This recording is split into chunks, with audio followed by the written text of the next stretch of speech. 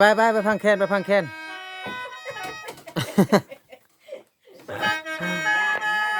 เอ้ย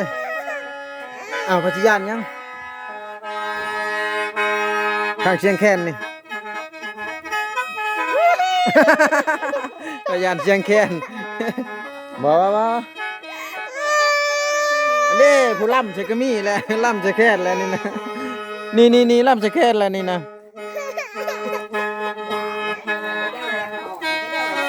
เอ้ย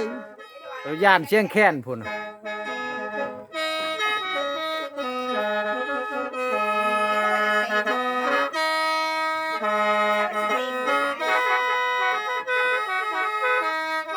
มาในเมลามาพรจะแค่นนี้ไหมย่านแค่นซ้ำ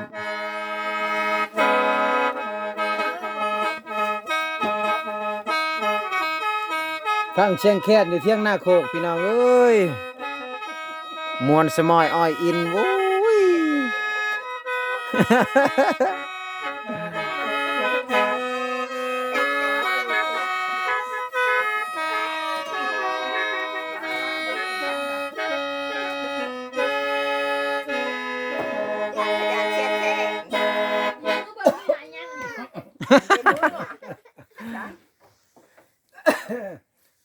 พอใหญ่เป่าแค้นชูฟังเพราะว่าย่านเชียงแค้นเพราะว่าไปใส่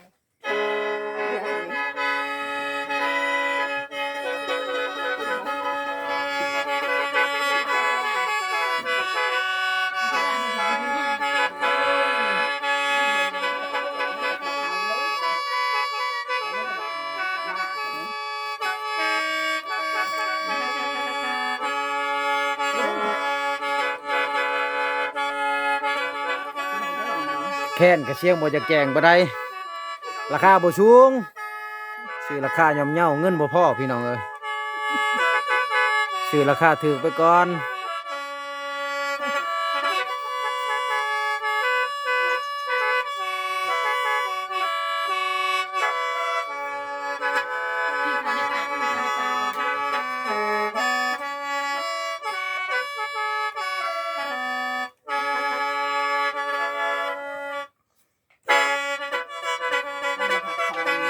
ลำซิงขึ้นเลยนี่ลำซิงบ่นี่ลำซิงบ่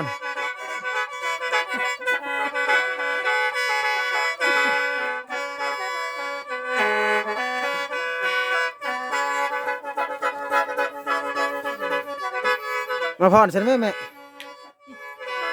นั่งฟังเชียงแค้นเนาะตอนนั้นก็แกงหน่อไม้กินยามเที่ยงพังเชียงแค้นบ้าโตทงหน้าโคกพี่น้องโอ้เข่าก็ได้กำลังเคี้ยวงาบทุ่งอยู่ว่าซั่น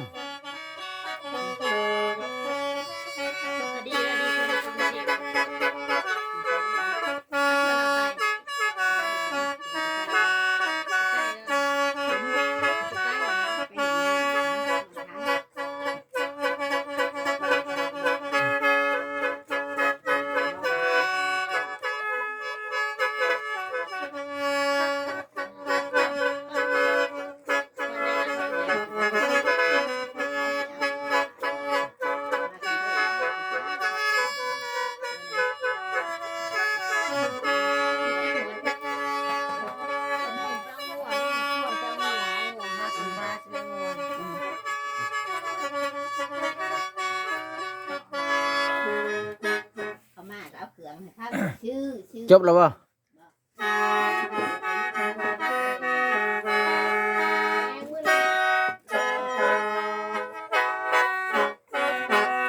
ต่อที่ลำก็ล่องเหาะก็ล่องเหาะ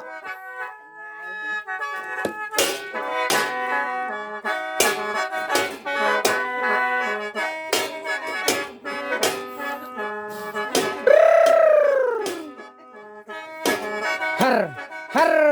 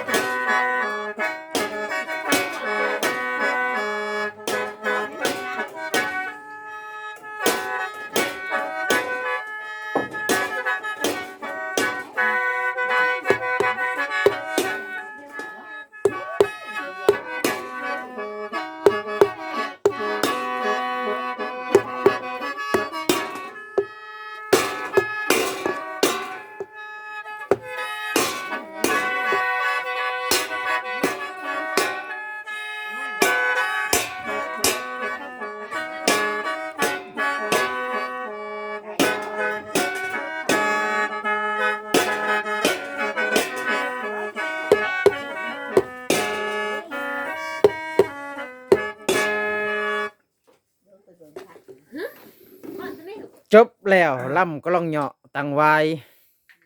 อันนี้คนสวรรค์เลยตอนนี้ เอาคอนเอาคอนสวรรค์ต่อบัดนี้คอนสวรรค์ต่อเนาะ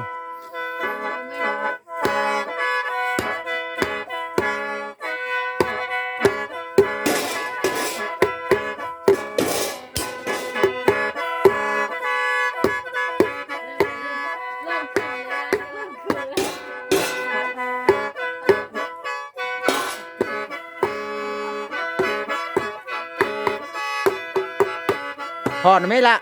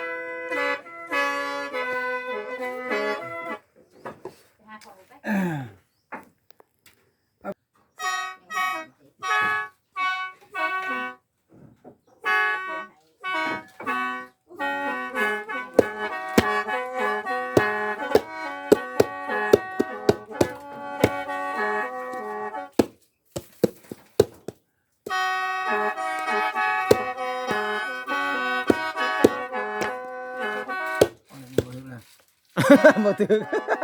บ่ถึกขี้มันเลย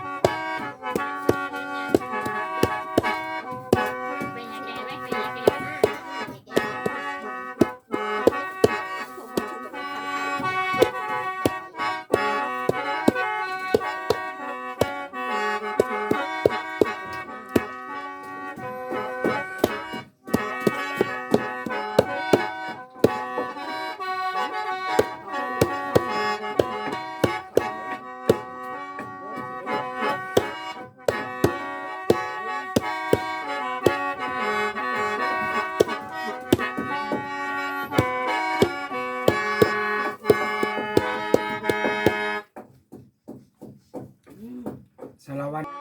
เอาสารวัตรต่อบัดนี้สารวัตรต่อบัดนี้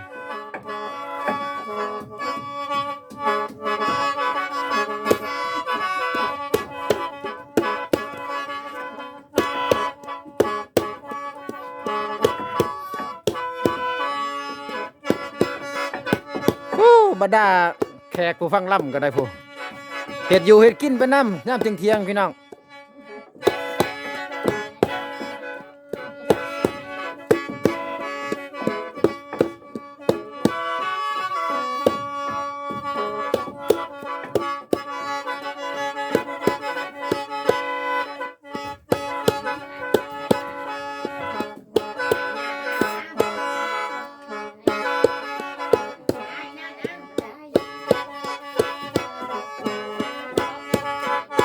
ได้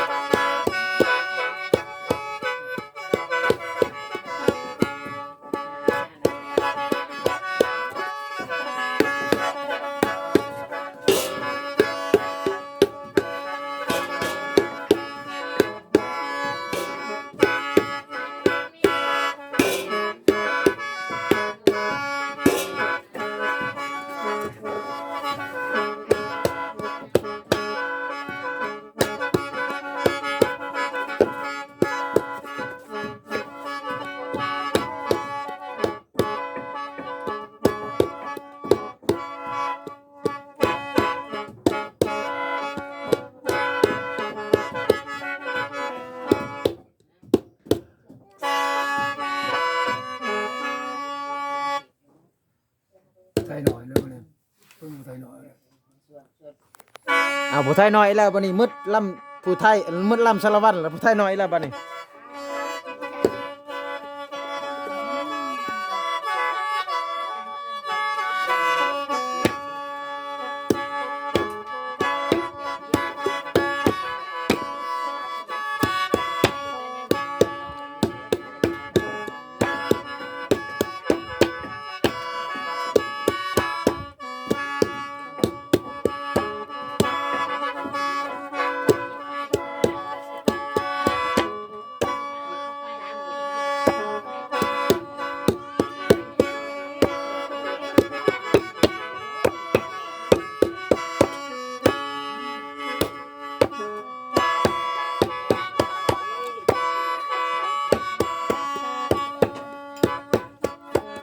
พอนะไม่ล่ะพอนะ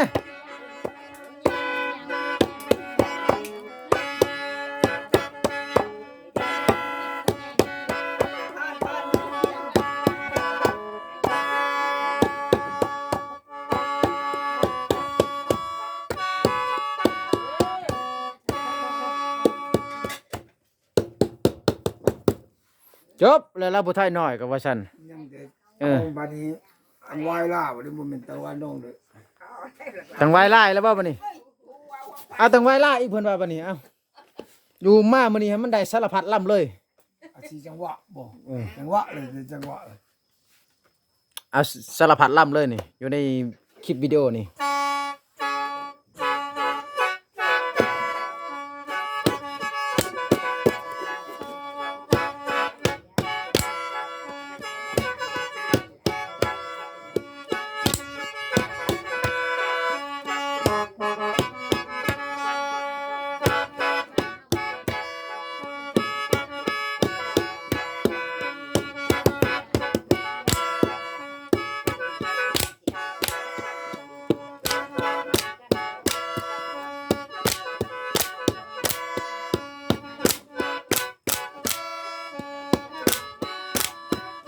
มาเด้อขึ้นกินข้าวเด้อ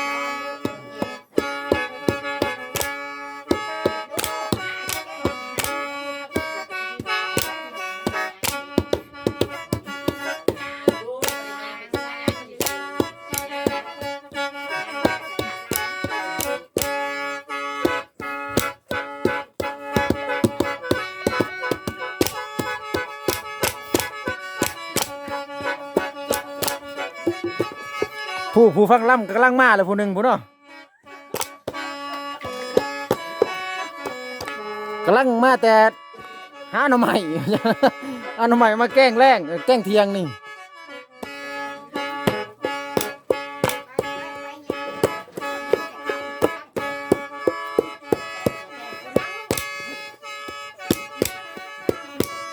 มาแห่ไพ่ได้นี่ เอาเลยฮอดเลย ฮอดให้บังไพ่ได้เลยบัดนี้บ่มุดจักเทื่อเลยบัดนี้ แห่ไพ่เลยดิเอาจังหวะแห่ไพ่ต่อเลยนะคนลืมบอกว่าแห่ไพ่ นี่ พอแล้วเนาะพอแล้วเนาะ